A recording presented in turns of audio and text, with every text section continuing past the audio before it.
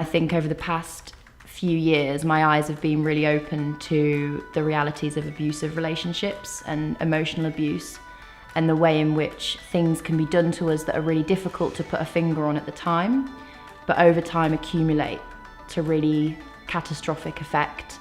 And I wanted to portray that process happening to a protagonist.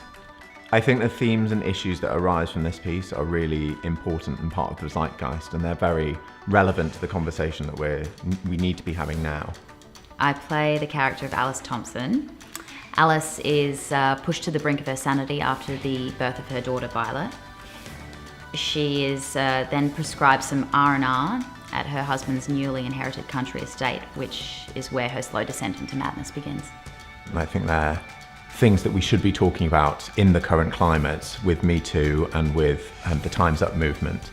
I think it's safe to say that most of us have felt how debilitating the effect of the mind can have on our general well-being.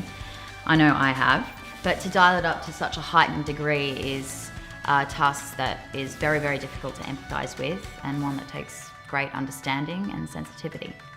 The yellow wallpaper is relevant today because it's really about freedom, and the freedom to articulate your own self, and what happens when a combination of forces makes that really difficult.